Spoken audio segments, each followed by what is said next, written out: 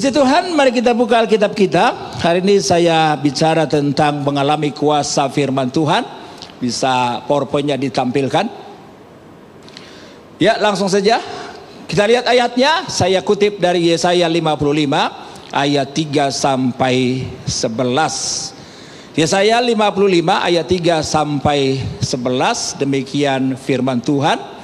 Sendengkanlah telingamu dan datanglah kepadaku. Dengarkanlah, maka kamu akan hidup.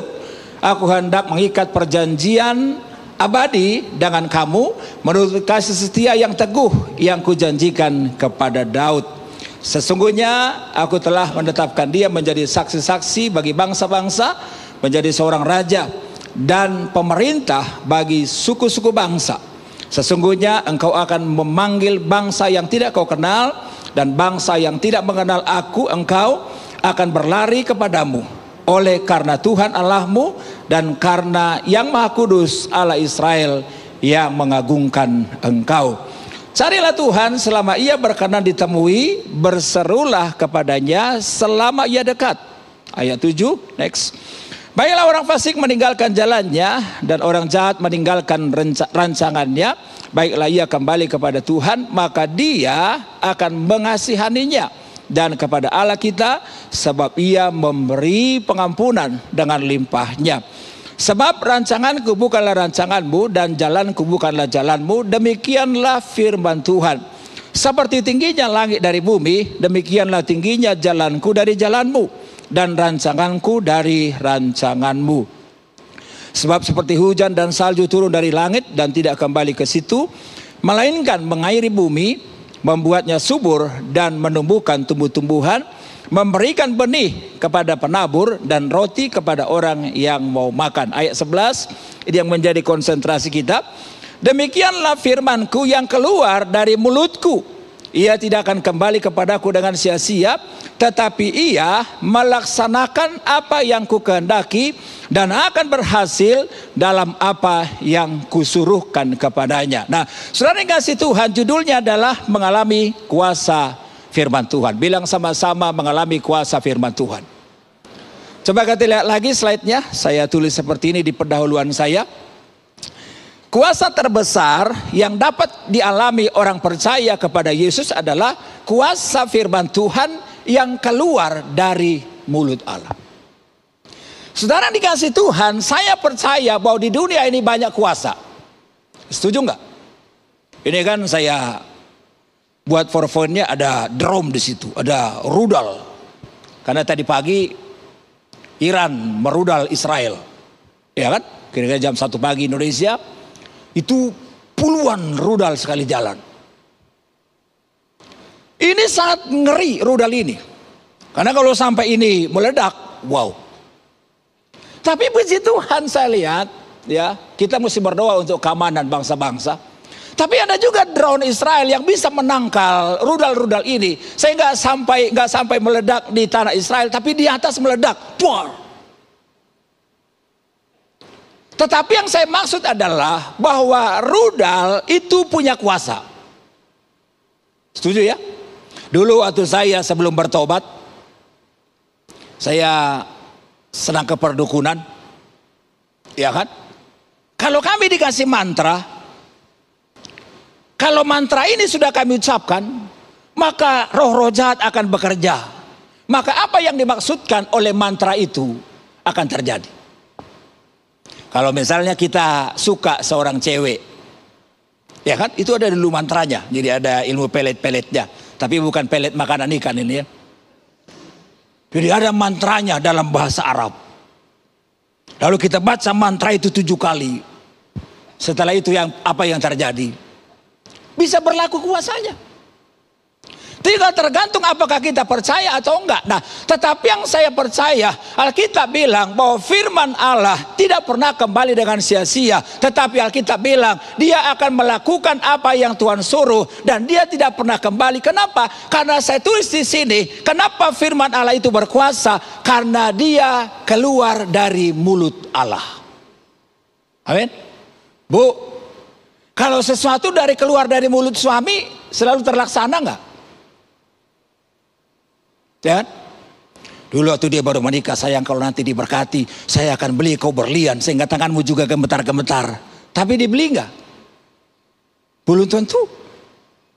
Ada istri bilang saya, boro-boro Pak Pendeta, dulu suami saya hebat banget janjinya, tapi sekarang kalau dia bicara selalu bikin saya stres, selalu mengintimidasi saya, sampai saya hampir gila karena dia. Itulah namanya dunia. Pak, kalau istri bicara selalu terlaksana enggak? Belum tentu ya. Ada istri-istri yang belum bertobat kalau bicara, aduh, dia kalau bicara mesinnya itu kayak senapan Hamas, ya kan? Sehingga suami-suami bilang, aduh, minta ampun Pak Pendeta, kalau istri saya sudah bicara, bukan cuma darah tinggi saya yang naik, sampai anjing saya juga stroke gara-gara dia. Iya kan? Manusia bisa punya kuasa, tetapi bisa manusia tidak mendapatinya. Tetapi saya bangga dengan firman Tuhan yang baru kita baca. Alkitab bilang, demikianlah firmanku yang keluar dari mulutku, ia tidak akan kembali kepadaku dengan sia-sia, tetapi akan melakukan apa yang kukehendaki, dan akan berhasil dalam apa yang kusuruhkan kepadanya. Mengapa kita yakin kalau Allah bicara maka ditepati? Karena Allah Israel, Allah kita yang dinyatakan dalam Yesus Kristus, dia adalah Allah yang berdaulat dan dia juga Allah yang maha kuasa. Amin.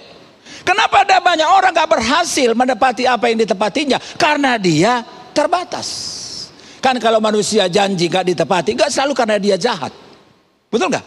Ada orang-orang yang memang berbuat baik, tapi karena belum mampu, dia gak bisa buat. Tetapi Alkitab kita bilang, Allah kita Allah yang berdaulat, Allah kita Allah yang maha kuasa, Allah kita Allah yang dapat dipercaya. Itulah sebabnya kalau sampai Allah bicara, saudara jangan pernah ragu. Amin. Kalau firman Tuhan sudah bicara, maka kita tidak perlu ragu. Karena kenapa saya bilang Allah itu berkuasa dan kita nggak perlu ragu? Karena saudara, latar belakang dari ayat ini, satu kali ada Raja Asyur, Raja Sanherib namanya. Pada zaman itu kerajaan Asyur adalah kerajaan yang neo adikuasa. Artinya apa? Cuman dia satu-satunya penguasa.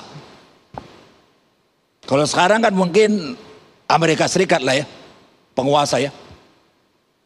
Satu kali Raja Sanherib datang menyerang kerajaan Yehuda tahun 701 sebelum Masehi. Saudara, kerajaan Yehuda ini cuma kerajaan kecil. Cuman kecil. Tetapi ketika mereka menyerang, Raja Hizkia mengambil sikap. Dia mencari Tuhan, dia mengandalkan Tuhan. Dia percaya bahwa Tuhan dapat melepaskannya. Hasilnya apa? Bayangkan, kerajaan Asyur yang besar bisa dikalahkan oleh kerajaan Yehuda yang cuma kerajaan kecil. Kenapa? Karena Tuhan ada di situ. Karena firman Tuhan berlaku atas hidup mereka. Saya percaya kalau firman Tuhan ini berkuasa, maka apapun krisis yang kita hadapi, maka apapun yang keadaan yang kita hadapi hari ini, saya percaya bahwa firman Allah berkuasa menolong kita. Amin. Pertanyaan sederhana, apa kuasa firman Tuhan bagi orang percaya? Coba kita lihat. Ada tiga. Yang pertama, apa kuasa firman Tuhan bagi orang percaya? Yang pertama adalah akan mengalami berkat dan keberuntungan. Kalau saudara baca dalam ayat yang kedua, dikatakan seperti ini. Ayat yang pertama dan ayat yang kedua. Ayo hai semua orang yang haus, berilah dan minumlah. Dan hai orang yang tidak mempunyai uang, marilah terimalah gandum tanpa uang pembeli. Dan makanlah juga anggur dan sesuatu tanpa bayaran. Lalu ayat 2. Mengapakah kamu membelanjakan uang untuk sesuatu yang bukan roti, dan upah jeripayamu untuk sesuatu yang tidak mengenyangkan?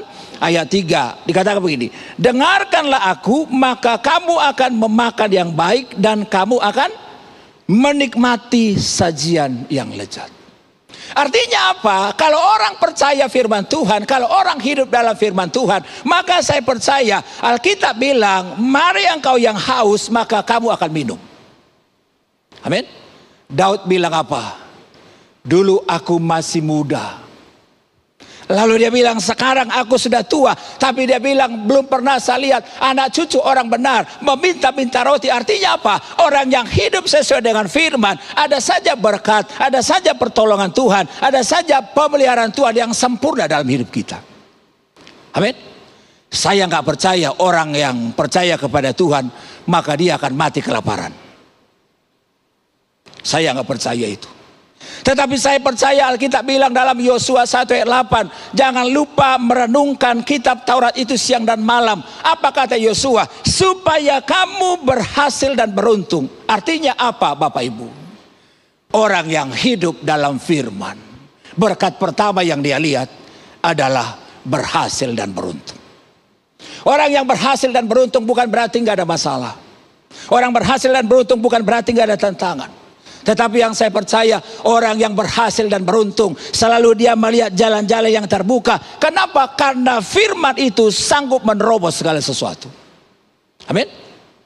Jadi yang pertama, apa kuasa firman Tuhan yang akan dialami orang percaya? Yang pertama akan mengalami berkat dan keberuntungan. Yang kedua, apa kuasa firman yang akan dialami orang percaya? Yang kedua akan mengalami rencana dan rancangan Tuhan dalam hidupnya.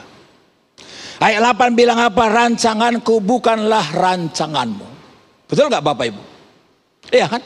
Jalanku bukanlah jalanmu.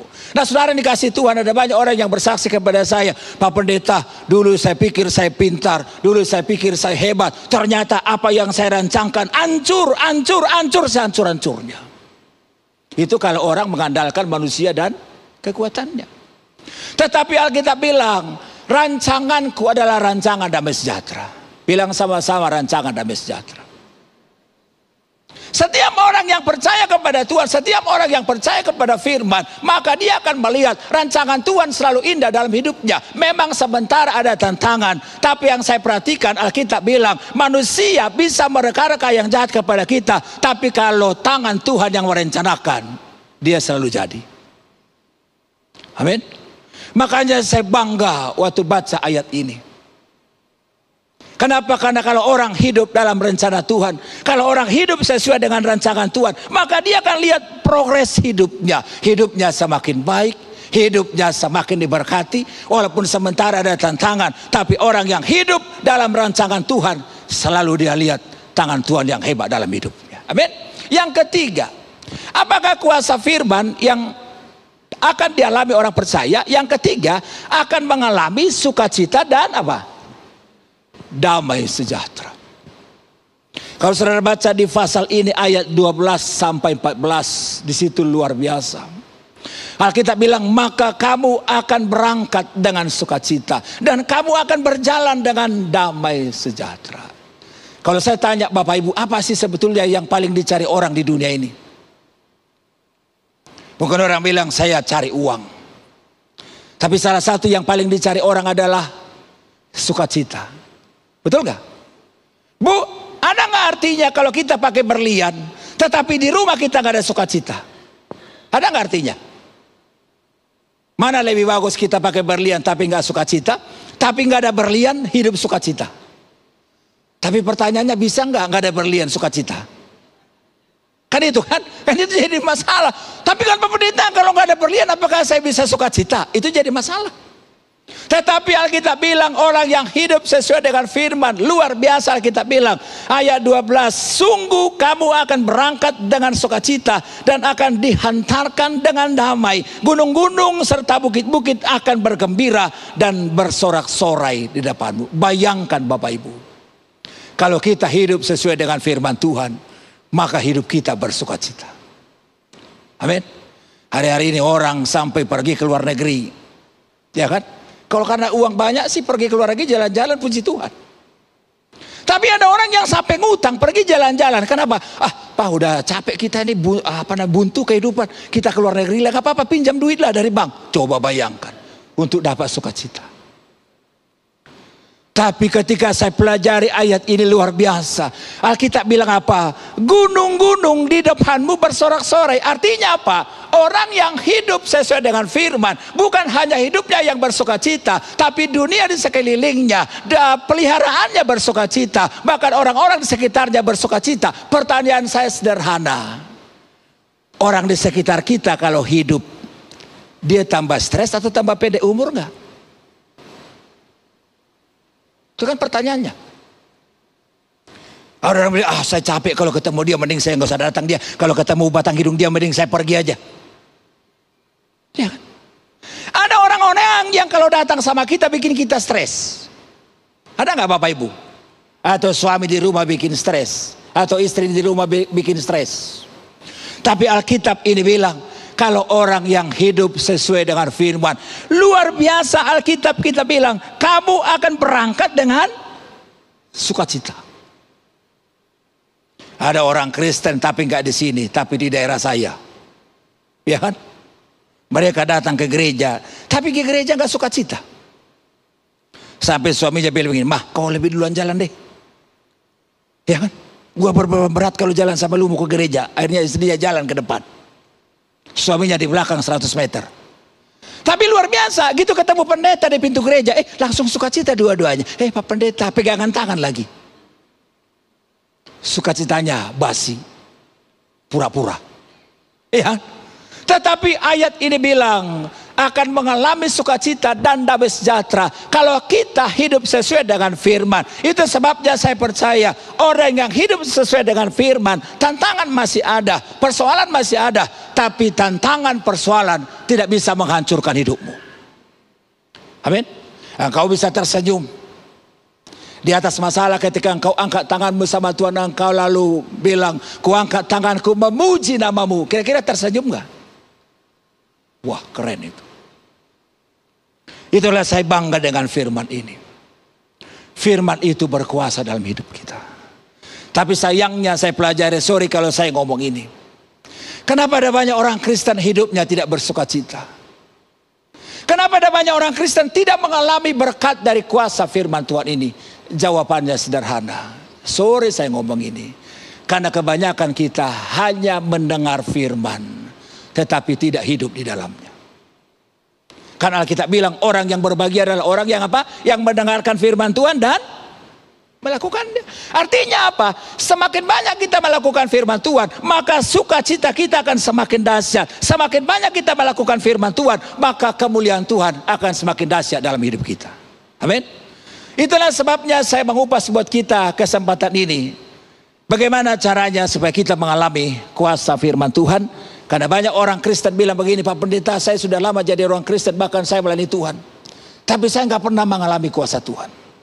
Saya berdoa supaya saudara pulang dari tempat ini, praktekkan firman ini, maka saudara akan mengalami kuasa Tuhan yang dahsyat dalam hidup saudara. Bagaimana mengalami kuasa firman Tuhan? Coba kita lihat. Yang pertama adalah harus sungguh-sungguh mendengarkan firman Tuhan. Itu yang pertama. Saya bacakan ayat ketiga buat kita. Dikatakan seperti ini dalam ayat yang ketiga. Sendengkanlah telingamu. Bilang sama-sama, sendengkan. Dan datanglah kepadaku. Lalu dia bilang lagi, dengarkanlah, maka kamu akan hidup. Aku hendak mengikat perjanjian abadi dengan kamu menurut kasih setia yang teguh yang kujanjikan kepada Daud.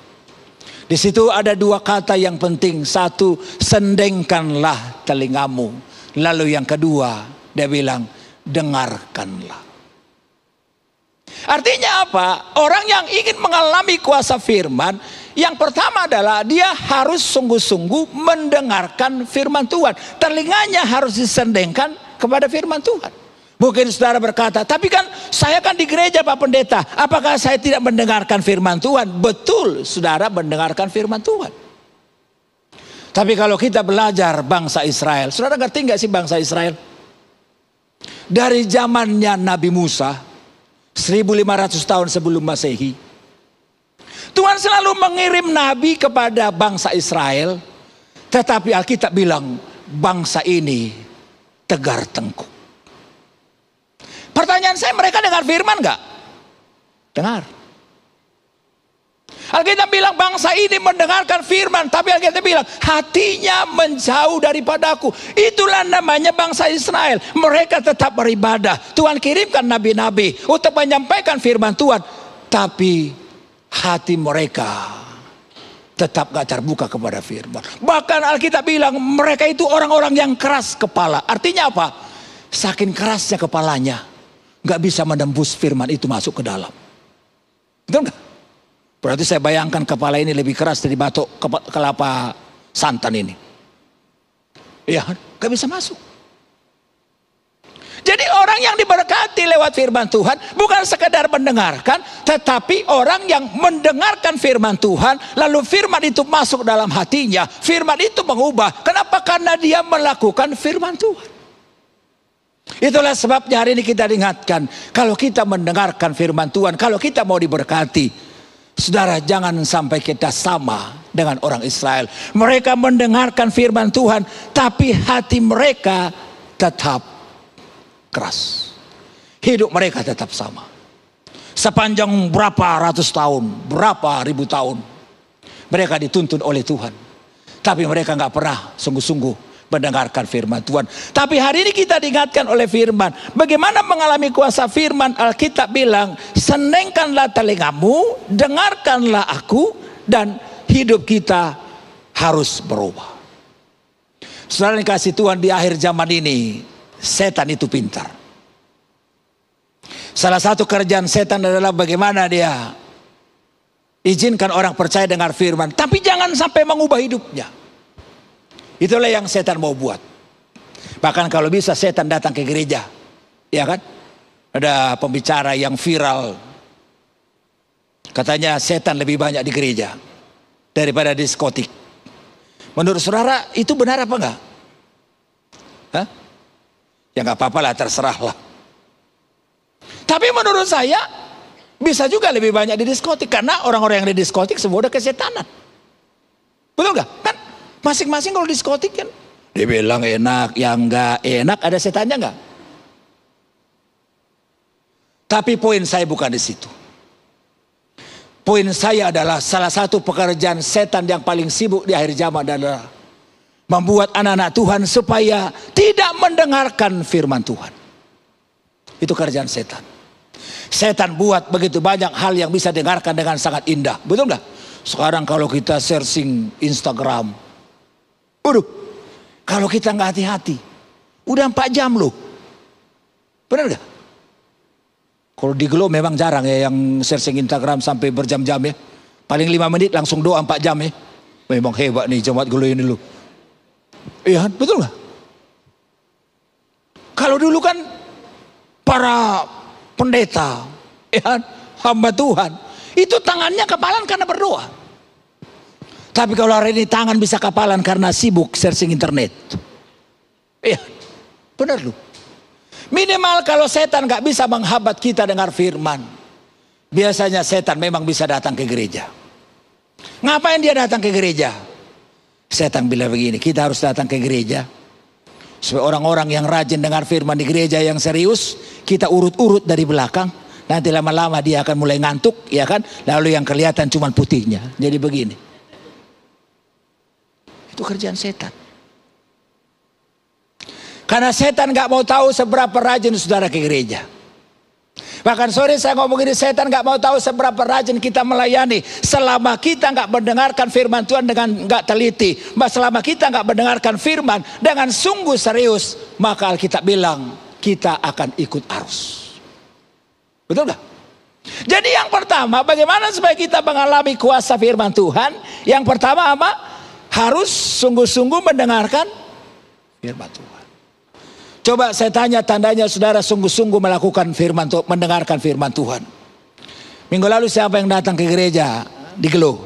Coba angkat tangan. Apakah sesi 1, apakah sesi 2, apa sesi 3? Nggak ada ya, semua kemarin jalan-jalan ya. Luar biasa juga ya jemaat Gelo ini ya. Happy-happy semua ya.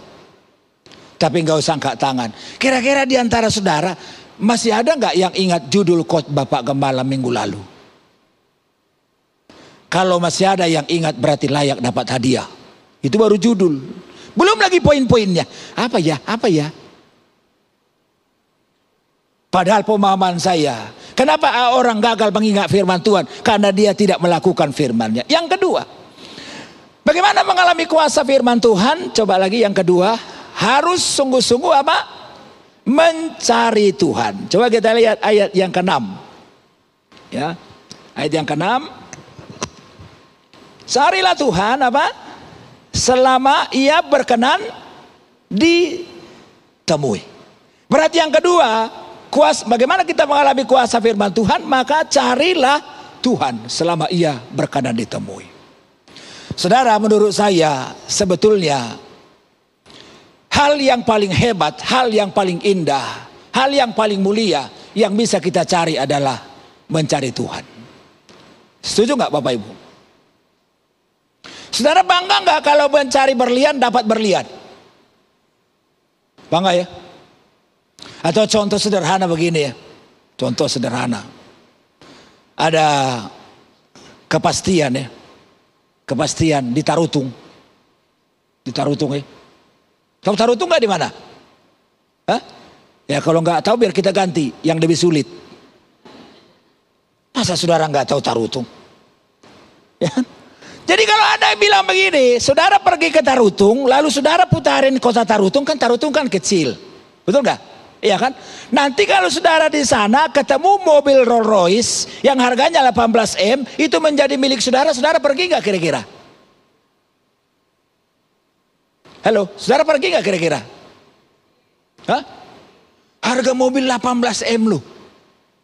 Sampai pulang dari sana saudara bawa mobil, saudara bilang, Pak nggak usah dinaikin terlalu mahal, nggak pantas kita naik mobil itu karena mahalnya. Pergi nggak kira-kira? Cari yang 18 miliar itu. Pergi ya. Tapi saya mau beritahu buat saudara, orang bisa bangga mencari kekayaan, orang bisa bangga mencari jabatan, tetapi yang paling penting kita cari adalah carilah Tuhan. Kenapa? Karena kita bilang kalau kita mencari Tuhan, Dia berkenan ditemui. Amin. Kadang-kadang kalau kita ketemu orang seringkali zong. Tahu zong ya? Betul nggak? Kita udah berharap, wah nanti kalau udah ketemu dia lumayan lah. Kan begitu kan? Tapi kadang-kadang zong nggak? Kadang-kadang zong ya. Kita datang. Malah dia ngomong-ngomong boleh pinjam duit gak? Ini bahaya kalau begini. Bukan zong lagi, udah zing kalau begini. Ya. Kadang-kadang kalau ketemu manusia susah.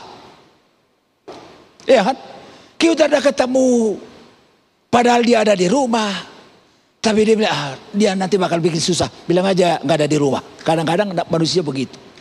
Tetapi Alkitab bilang, carilah Tuhan selama ia berkenan ditemui. Kalau kita bertemu dengan Tuhan, mencari Tuhan, maka kita akan berjumpa. Tapi masalahnya adalah seringkali ketika manusia dalam kesusahan, yang dicari siapa? Yang dicari siapa? Manusia. Iya kan? Dalam sejarah kitab Yesaya ada namanya Raja Ahaz. Waktu dia diserang tentara kerajaan Asyur, bukannya dia datang sama Tuhan, tapi dia mencari pembelaan dari negara Mesir. Tapi berbeda dengan Hizkia.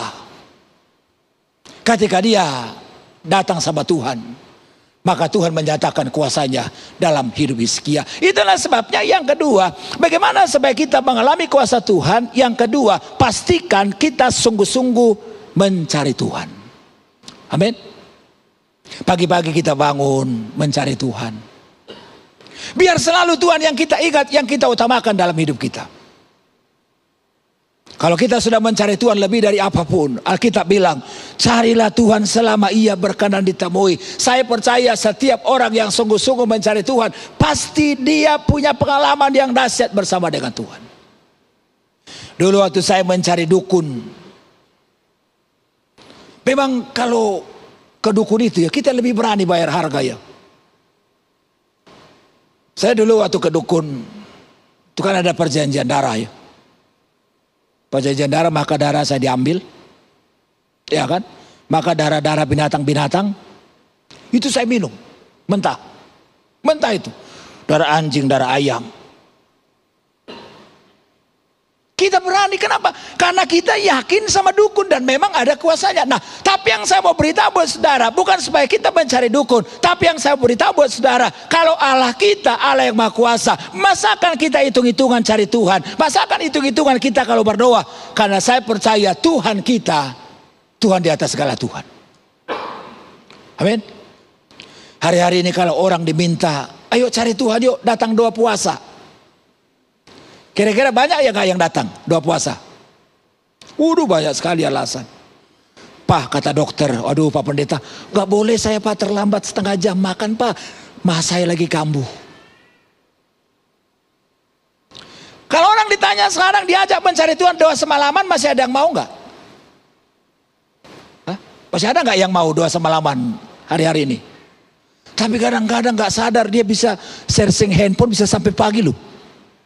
Coba saya lihat dulu di sini ada nggak yang begitu ya? Aman ya, aman lah ya. Paling sampai jam 2 pagi Pak Pendeta, nggak sampai jam 4 ya.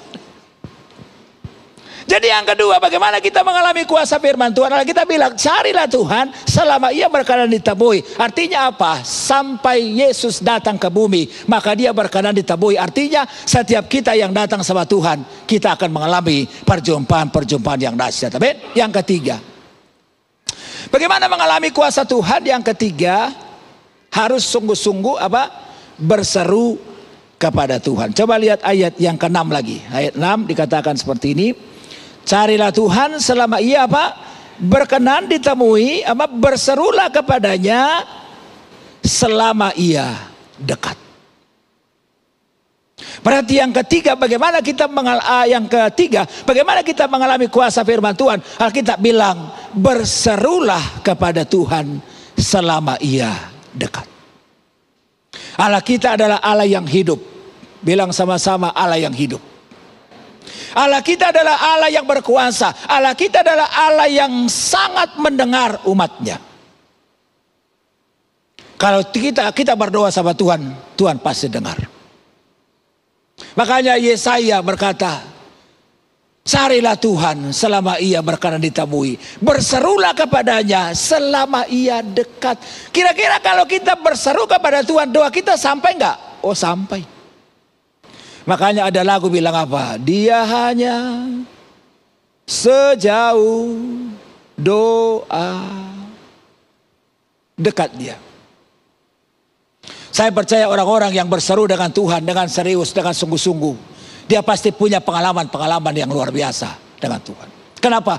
Karena doa itu besar kuasanya. Alkitab bilang doa orang yang benar, bila dengan yakin dia doakan, sangat besar kuasanya. Seharusnya kita semua punya pengalaman-pengalaman yang dahsyat bersama dengan Tuhan. Kalau saya ditanya, Pak Pendeta punya pengalaman gak dengan doa yang berkuasa? Wah, sudah sangat banyak. Kalau saya gak punya pengalaman dengan doa yang berkuasa, mending saya kembali ke dunia yang lama. Iya kan? Di dunia yang lama ada kuasanya. Nah, kalau saya jadi hamba Tuhan, lalu saya menyampaikan firman, lalu saya gak mengalami kuasa doa, ya buat apa kita jadi Kristen? Allah kita adalah Allah yang Maha Kuasa, yang mendengarkan doa. Tetapi pertanyaannya sederhana, kenapa Pak Pendeta saya sudah puluhan tahun berdoa, kenapa saya nggak pernah mengalami jawaban doa? Jawabannya sangat sederhana. Dalam Yesaya 55 ayat 1 dan 2 dikatakan apa? Bukan tangan Tuhan yang kurang panjang untuk mendengar, bukan telinga Tuhan yang kurang lebar untuk mendengar, tapi Alkitab bilang, tetapi yang menjadi pemisah antara engkau dan Tuhanmu adalah dosamu. Ada banyak orang berdoa tapi nggak melihat jawaban doanya. Kenapa? Karena ada dosa dalam hatinya. Dia masih menyimpan kepahitan dalam hatinya. Mungkin dia masih sakit hati dengan orang lain. Mungkin dia suka menghina orang lain. Dia mungkin masih suka merendahkan orang lain. Tetapi doa orang benar, kita bilang, sangat besar kuasanya. Amin. Yang keempat, bagaimana kita mengalami kuasa firman Tuhan? Yang keempat, coba kita lihat dari ayat yang ke-7. Dikatakan begini, ayat yang ke-7. Saya akan bacakan buat Bapak Ibu. Baiklah orang fasik meninggalkan jalannya, dan orang jahat meninggalkan rancangannya. Baiklah ia kembali kepada Tuhan, maka dia akan mengasihaninya, dan kepada Allah kita, sebab ia memberi pengampunan dengan limpahnya. Berarti yang keempat, bagaimana mengalami kuasa firman Tuhan? Harus sungguh-sungguh berbalik kepada Tuhan. Saya percaya kalau saudara datang ke gereja, Tuhan senang. Amin. Jangankan Tuhan, pendeta saja kalau lihat saudara datang ke gereja, pendeta senang. Apalagi Tuhan. Tetapi kuncinya bagaimana mengalami kuasa firman Tuhan, bukan sekadar kita datang ke gereja, tetapi Alkitab bilang, baiklah orang fasik meninggalkan jalannya, baiklah ia kembali kepadaku, kata Alkitab. Saudara dikasih Tuhan, apapun keadaan kita hari ini, mungkin kita sedang bergelimang dengan dosa, banyak kelemahan dalam hidup kita. Wah, masa lalu kita masa lalu yang rusak. Tapi dengar baik, selama kita kembali kepada Tuhan, Tuhan kembali enggak? Saya baca dalam kitab Zakaria bilang begini, kembalilah kepadaku, maka aku akan kembali kepadamu. Keren ini. Jadi sebetulnya Tuhan itu gak pernah menjauh dari kita. Karena Alkitab yang mencatat Allah kita adalah Allah yang Immanuel. Dia selalu beserta dengan kita. Tapi kalau kita menjauh dari Tuhan, maka kasih setianya, maka pengampunannya tidak ada dalam hidup kita. Itulah sebabnya dalam ayat ini dikatakan, kembalilah kepadaku, maka aku mengasihani engkau. Saudara, kalau kita bicara jemaat, bicara gereja, bicara pelayanan, bukan soal tergantung hebatnya penampilan kita. Tapi apakah kita sungguh-sungguh mau kembali kepada Tuhan? Sebab kalau kita kembali kepada Tuhan, kita tinggalkan rancangan kita, kita tinggalkan jalan kita yang fasik, kita bertobat, kita kembali kepada Allah.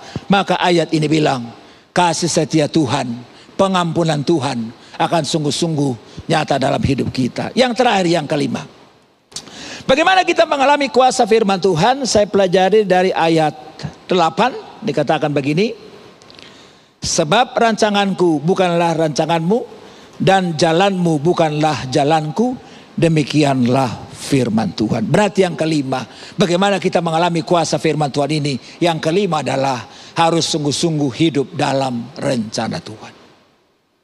Ada banyak orang yang gagal bukan karena kurang pintar, tapi karena dia hanya mengandalkan rancangannya dalam hidupnya. Ada banyak orang yang gagal dalam hidupnya, bukan karena dia bukan Kristen, tetapi dia bisa Kristen, tapi jalan-jalannya masih tetap jalan-jalannya sendiri. Itulah sebabnya ayat ini bilang, kembalilah kepada Tuhan. Lalu disambung dengan ayat 8, sebab rancanganku bukan rancanganmu, jalanmu bukanlah jalanku. Saudara dikasih Tuhan, Tuhan itu terlalu hebat, dia penuh hikmat. Dia bisa menuntun kita kepada jalannya, kepada rancangannya. Dan saya percaya bahwa tidak ada rancangan Tuhan yang gagal. Selama kita bersama dengan Tuhan, maka kita lihat kemuliaan Tuhan. Saya simpulkan seperti ini terakhir. Hidup dan berjalan sesuai dengan firman Tuhan adalah langkah awal untuk mengalami kuasa dan kemuliaan Tuhan. So, Bapak Ibu dikasih Tuhan, gak peduli seberapa rajin kita ke gereja, tapi kalau kita gak masuk dalam langkah awal, kita tidak pernah mengalami kemuliaan Tuhan. Cobalah taati firman Tuhan, cobalah lakukan firman Tuhan, cobalah hidup sesuai dengan firman, maka engkau akan melihat kuasa dan kemuliaan Tuhan bekerja dalam hidupmu. Amin.